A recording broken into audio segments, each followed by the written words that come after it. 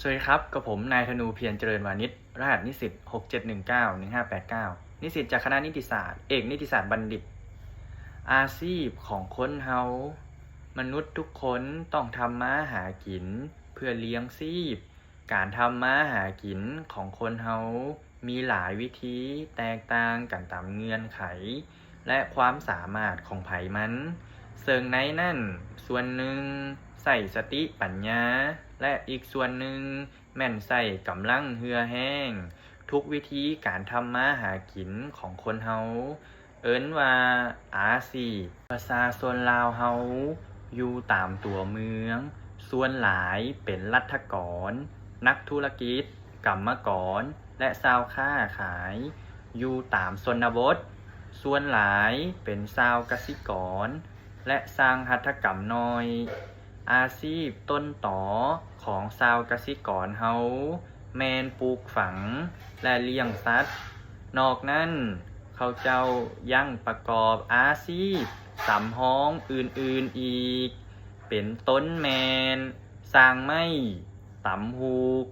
จักสารปั้นหม้อลอไหตีเล็กตีเงินตีคำการผลิตของชาวกสิกรลาวในเมื่อก่อนแมนเฮ็ดพอแต่กุ้มอยู่กุ้มกินในครอบครัวและแลกเปลี่ยนซื้อขายการภายในท้องถิ่นเท่านั้นปัจจุบันนี้รัฐบาล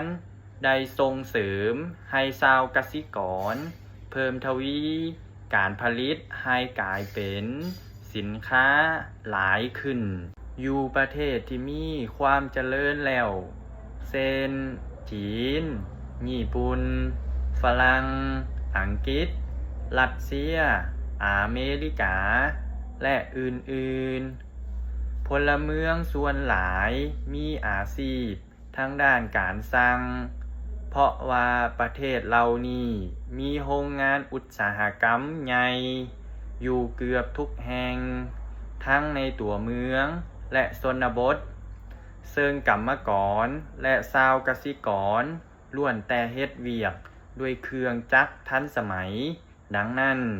การออกแรงงานด้วยตีนมือจึงมีน้อยการทำมาหาเลี้ยงชีพเป็นสิ่งที่มนุษย์ทั้งหลายหลีกเว้นบ่ได้แต่ว่าทางที่ดีเฮาควรทำมาหากินด้วยความชอบธรรมจึงถือว่าเป็นพลเมืองดีเพื่อหลีกเว้นภัยว่างงานพลเมืองทุกเพศทุกวัยต้องศึกษาห่ำเฮียนแสวงหาความรู้ด้านต่างๆให้สูงขึ้นเรื่อยๆจึงจะประกอบอาชีพให้มั่นคงขอบคุณครับ